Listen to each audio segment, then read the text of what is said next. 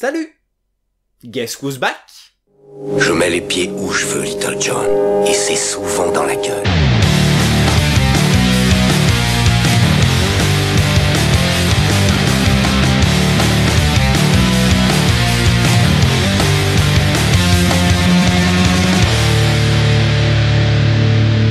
Cinéphiles et voxophiles de tout poil, amateurs et détracteurs de doublage, bienvenue dans Parlons VF, l'émission qui décortique les versions françaises. Et oui, parce que le doublage c'est comme le cinéma, tout n'est pas noir ou blanc. Il y a du bon, il y a du mauvais, et il convient de faire le tri pour déterminer si oui ou non on peut regarder un film, une série, un jeu vidéo ou toute autre œuvre culturelle en version française. Et entre les... Oui, le doublage c'est un scandale, c'est défigurer l'œuvre originale, c'est repeindre par-dessus la Joconde, traduire c'est trahir. Et les... Non mais ça va, si je vais au cinéma c'est pas pour lire, je veux dire on est français, je suis français, on est en France, et puis j'ai pas envie de me prendre la tête là. Il y a quand même un juste milieu, et c'est ce juste milieu qu'on va essayer de déterminer dans cette émission. Aujourd'hui nous allons parler d'un film culte des années 90 dont chaque ado un brin cinéphile a une affiche dans sa chambre, mise en scène par un réalisateur extrêmement talentueux, mais qui a été considéré comme un semi-échec à sa sortie, et qui n'a rencontré le succès que au moment de sa sortie vidéo. Vous l'aurez compris, nous ne parlons pas aujourd'hui de Pulp Fiction, mais bel et bien de Fight Club. Fight Club est un film américain réalisé par David Fincher et sorti en 1999. C'est l'adaptation du roman éponyme de Chuck Palahniuk. Non, Chuck Palahniuk. Fight Club raconte l'histoire d'un mec lambda à la vie monotone et dont le seul objectif de vie est d'avoir un appart rempli à ras-bord de meubles Ikea, jusqu'à ce qu'il croise la route de Tyler Durden, un électron libre totalement déjanté, et avec qui il va créer le Fight Club. Violent, provocateur, profondément en avance sur son temps et servi par une mise en scène novatrice et d'excellents acteurs, Fight Club a obtenu à sa sortie vidéo le rang de film culte et a inspiré énormément d'œuvres culturelles. Et aujourd'hui, tout le monde connaît Fight Club. Même si la première règle était de ne pas en parler. La première règle du Fight Club est « il est interdit de parler du Fight Club ». Ok, énormément d'enfants, d'adolescents et d'adultes ont découvert ce film à sa sortie en vidéo et un paquet d'entre eux en VF. Ont-ils eu raison ? Ont-ils eu tort? Peut-on continuer de regarder le film en VF maintenant qu'on a le choix? Voyons ça. La version française de Fight Club a été enregistrée au studio Dubbing Brothers. J'ai déjà eu l'occasion d'en parler et je le redis. Dubbing Brothers, c'est la grosse pointure du doublage en France. C'est à eux que l'on confie les films Disney, Marvel, Star Wars, Ghibli, les gros blockbusters, les grands films, les comédies et parfois des œuvres un peu plus confidentielles, à la sortie discrète mais au potentiel culte, sans parler de la montagne de séries à la qualité variable mais très regardée à coup sûr. Ce sont des pros et la qualité est généralement au rendez-vous. Le rôle du directeur artistique, celui qui va choisir et diriger les comédiens, a été confié à Jean-Pierre Dora. Un grand nom du doublage qui travaille depuis les années 70, qui a bossé sur des grands films et à qui, encore aujourd'hui, on confie des projets ambitieux. L'adaptation, quant à elle, a été confiée à Alain Delahaye, un auteur qui travaille aujourd'hui sur des petites séries comme Game of Thrones. L'adaptation de Fight Club m'a fait me poser plusieurs questions. Le film est adapté d'un livre qui est sorti en France quelques mois auparavant. Comment a travaillé l'adaptateur du film? S'est-il référé à la traduction du livre? S'en est-il coupé pour livrer sa propre interprétation? Est-ce que les deux traducteurs ont travaillé de concert? Je me suis posé pas mal de questions, j'ai contacté l'éditeur du livre, j'ai donné de ma personne, j'ai fait des recherches, et puis à un moment je me suis dit que ce serait peut-être pas mal de lire le bouquin. Alors je l'ai ouvert et je me suis rendu compte que le film et le livre n'avaient pas grand-chose en commun. Enfin si, bien sûr, le film est une excellente adaptation de l'essence du livre, de son style, mais quasiment aucune des répliques du film n'est dans le livre, à part les règles du Fight Club et ce pauvre Robert Paulson. Pas grand-chose à voir entre les deux. Quoi? Je suis un peu la déception de Jack. Mais passons. Alain Delahaye a livré un travail exemplaire avec Fight Club. Il a parfaitement réussi à jongler entre les introspections du héros, récitées en voix off dans un style plus travaillé, et les dialogues entre les personnages beaucoup plus bruts, notamment avec le personnage de Tyler. Alain Delahaye a parfaitement compris ça. Ses monologues sonnent toujours justes, tels des diatribes d'un héros en dérive, et ses dialogues respirent le parler, le vrai. Les murs étaient en béton bien épais. 30 cm de béton, c'est important quand votre voisine a égaré sa prothèse auditive et qu'elle regarde les jeux télévisés à plein volume. Ou aussi quand une sorte d'éruption volcanique crache de vos fenêtres quantité de débris qui autrefois étaient vos meubles et qui maintenant ne sont plus que des flammes dans la nuit. L'adaptation est vraiment très proche de la version originale, ne s'en éloignant que pour de très rares occasions. Plusieurs fois, le film fait référence à des institutions de la culture populaire américaine, notamment comme des points d'ancrage, des points de repère de la civilisation moderne. Mais il arrive que parfois la référence soit obscure pour le public français, et il convient alors de l'adapter subtilement en un équivalent. Et allez, encore une référence geek qui passe à la trappe. Non, pas du tout. On parle ici de références populaires que n'importe quel américain va comprendre, genre Starbucks. Et si la cible d'une référence c'est tout le public, il faut une référence qui, en France, parlera à tout le public. Sauf que le premier café Starbucks français a ouvert en 2004. Donc si on garde Starbucks, il y a un risque que le public français ne comprenne pas à quoi on fait référence. Et on passerait à côté de la volonté du réalisateur. Si le sujet vous intéresse, j'ai fait un FAQ du doublage dessus, n'hésitez pas à cliquer, c'est intéressant. Prenons un exemple de discussion entre notre héros et Tyler. Tyler évoque Martha Stewart comme exemple de la civilisation décadente. En effet, Martha Stewart est une grande figure aux États-Unis, considérée comme la reine du bien vivre chez soi. What concerns me are celebrity magazines, television with 500 channels, some guy's name on my underwear, Rogaine, Viagra, Olestra, Martha Stewart. Fuck Martha Stewart. Martha's polishing the brass on the Titanic. It's all going down, man. En France, en 1999, qui connaît Martha Stewart? Oui, à part toi, au fond, mais arrête de faire le malin, je te promets, c'est très énervant. Donc plutôt que de conserver une référence nébuleuse qui perturbera la vision du film du spectateur français, il convient de trouver un équivalent. Et puisqu'on n'a pas d'ambassadrice du savoir-vivre, le plus proche qu'on ait, je crois que c'est Maïté. Il faut trouver autre chose. Ce qui me concerne, moi, ce sont les revues qui parlent des stars. La télévision avec 500 chaînes différentes, les slips avec un grand nom marqué dessus. Le Viagra, les repas minceurs, Madame Propre. J'emmerde Madame Propre. Madame Propre, élastique les cuivres du Titanic, tout est en train de couler, mec. Bon, on est d'accord, Madame Propre, c'est pas une idée incroyable, mais on visualise directement assez bien une figure maternelle, équivalent féminin de Monsieur Propre, et donc reine de la maison. C'est ça, adapter. C'est pas seulement traduire et faire en sorte que ça corresponde aux lèvres des personnages, c'est aussi rendre accessible des références propres à la culture d'origine. Et si tu sais qui est Martha Stewart, eh ben tant mieux pour toi! Qu'est-ce que tu veux que je te dise? Pour prendre un autre exemple, au moment de choisir quel personnage célèbre démolir à coups de poing, chacun ses hobbies, je juge pas. Shatner. I'd fight William Shatner. William Shatner, pour ceux qui ne savent pas, est l'interprète du capitaine Kirk dans la série et les films Star Trek. Aux États-Unis, le nom de Shatner est aussi connu que le nom du capitaine Kirk. Moins en France. On connaît le personnage, Captain Kirk et Monsieur Spock sont rentrés dans la culture populaire du space opéra, mais l'acteur, pas tant que ça. D'où l'adaptation. Kirk. J'affronterai le capitaine Kirk. On ne perd rien à l'intention de départ et on respecte la volonté du réalisateur. C'est impec. Alors tout n'est pas forcément toujours aussi impec. Parfois la trouvaille est un peu boiteuse et parfois Alain Delahaye baisse les bras. Mais il contrebalance avec certaines petites trouvailles absentes de la VO et qui, loin de nuire au film, le parsèment en faisant mouche à chaque fois. L'adaptation est également bien équilibrée en termes de vulgarité. C'est pas un terme très officiel, mais vous comprenez ce que je veux dire. La vulgarité n'est ni amoindrie ni exagérée par rapport à la version originale, sans tomber dans le piège de la littéralité maladroite. Par exemple, dans la phrase de Tyler, Nobody knows that they saw it, but they did.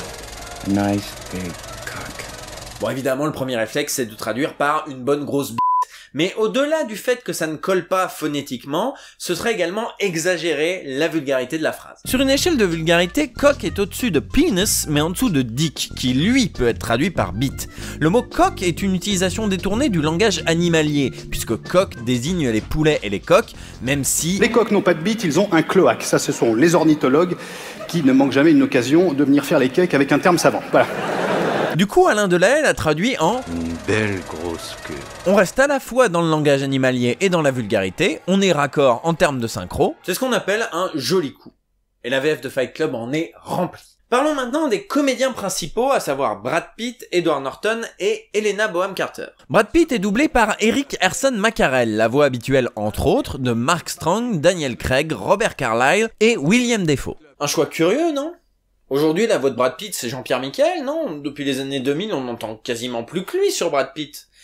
Et oui, mais à l'époque, Brad Pitt, c'était pas la star internationale qu'il est aujourd'hui. Certes, il avait déjà eu plusieurs grands rôles marquants, mais ce n'était pas encore une superstar. Dans Voici, il y avait plus d'articles sur sa femme de l'époque que sur lui. pour vous donner une idée. Et donc plusieurs comédiens français s'étaient succédés au fur et à mesure des films. Jean-Pierre Michael avait été retenu pour Rencontre avec Joe Black, 7 ans au Tibet, Ennemi rapproché, mais on avait également pu entendre les voix de William Corrin dans Entretien avec un vampire, Bernard Gabet dans Seven, ou encore Emmanuel Carsen dans L'Armée des 12 singes. Rien n'était encore gravé dans le marbre et Jean-Pierre Dora a donc décidé de faire passer des essais. Et il a retenu Erik Erson McCarel. Et il est parfait. Toujours dans l'énergie, toujours dans le ton, il incarne parfaitement à la fois la désinvolture et les fulgurances de Tyler Durden. Il parvient à être dedans, même quand Brad Pitt articule en gros plan, et ça, c'est beau. Raymond SL, 1320 South East Banning, appartement A. Un petit appartement minable en sous-sol. Et comment vous savez? Les appartements merdiques en sous-sol ont une lettre au lieu d'un numéro. Raymond, tu vas mourir. Non. C'est ton papa et ta maman? Papa et maman devront demander au gentil docteur machin d'apporter des radios de tes dents, tu sais pourquoi?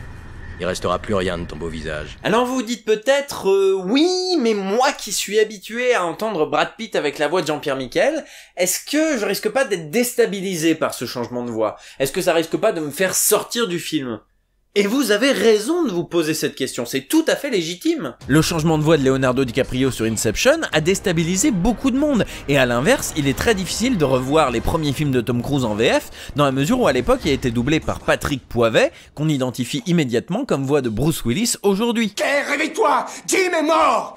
Ils sont morts, ils sont tous morts! Donc vous avez raison de vous poser cette question. Est-ce que la voix de Erik Erson McCarel ne va pas me déstabiliser, moi qui suis habitué à Jean-Pierre Michael? Non.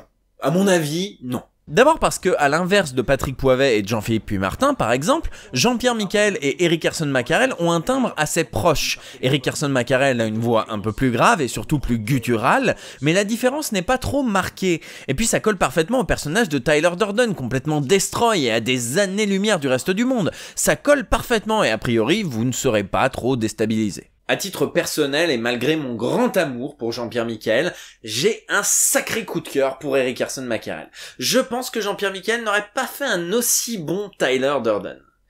Mais, encore une fois, c'est mon avis. Edward Norton, de son côté, est doublé par Damien Boisseau, un comédien ultra giga prolifique, qu'il avait déjà doublé sur Larry Flint et American History X, et qui le redoublera par la suite dans Dragon Rouge, Kingdom of Heaven, Moonrise Kingdom, L'Incroyable Hulk, Birdman, The Grand Budapest Hotel. Bon, à vrai dire, il y a que 2 films où Boisseau n'a pas doublé Edward Norton. Peur Primal, son premier rôle au cinéma, et The Bourne Legacy. Si vous avez vu des films récents avec Edward Norton, vous savez très bien que Damien Boisseau le maîtrise parfaitement aujourd'hui. Eh ben, c'était déjà le cas à l'époque. Au-delà des répliques du personnage en lui-même, le défi pour Boisseau, c'était de retranscrire tout le dépit de ce personnage désabusé, sans tomber dans le sous-jeu ou le soliloque théâtral.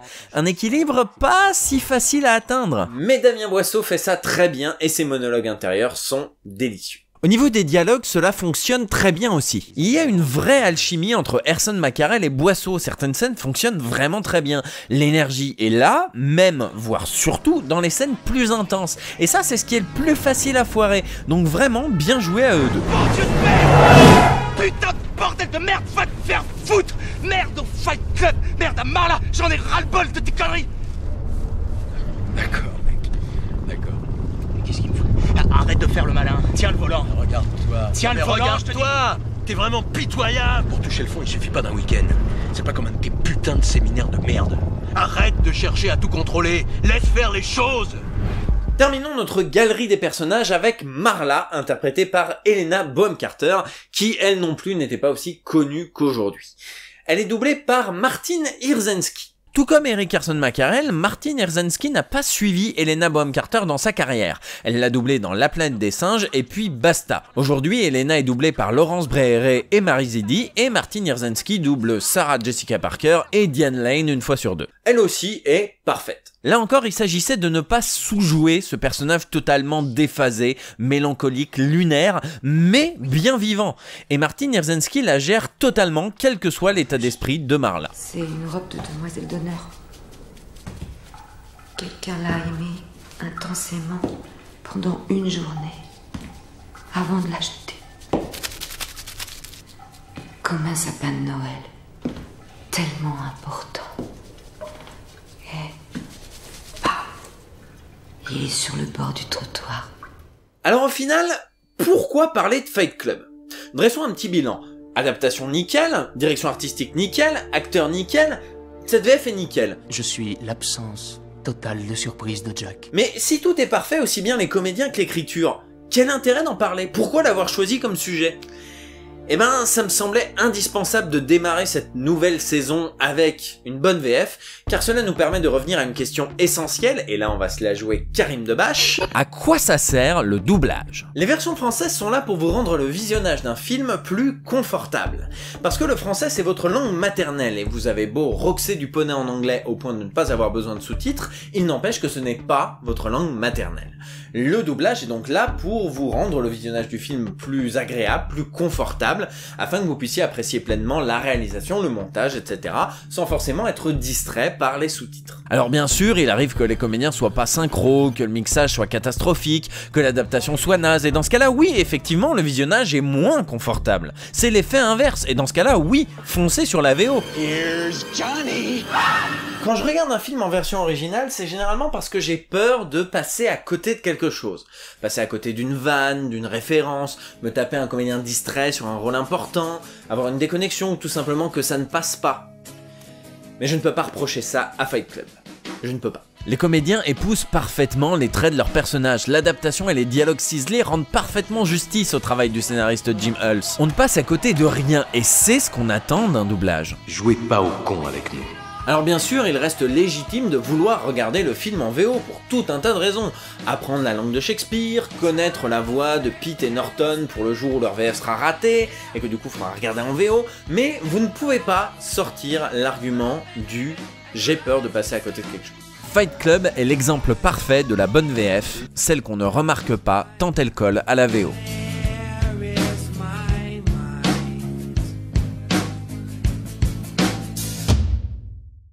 Voilà, c'est la fin de cette première émission de cette nouvelle saison. On a changé de diffuseur, on n'est plus chez Wakanim, mais en fait il n'y a rien qui change, on fait comme le petit journal. N'hésitez pas à partager, liker, commenter et surtout vous abonner si l'émission vous plaît. Alors évidemment, je ne prétends pas détenir la vérité absolue, le doublage c'est comme le cinéma, on n'est pas forcément d'accord, tout ça c'est une affaire de goût. Si vous n'êtes pas d'accord avec moi, n'hésitez pas à commenter cette vidéo, on en discutera autour d'un petit café. Si le doublage vous intéresse, n'hésitez pas à jeter un œil aux anciennes émissions qui sont disponibles ici, ou à mon autre série de vidéos sur le doublage qui s'appelle la FAQ du doublage. N'hésitez pas également à me soutenir sur Tipeee, non seulement ça m'aide beaucoup, mais en plus vous pouvez voir les émissions avec un peu d'avance, et ça, c'est plutôt cool je trouve. Je vous donne rendez-vous la prochaine fois, et d'ici là n'oubliez pas que le doublage c'est comme un buffet gratuit, s'il est bon, pourquoi se priver? Allez, salut!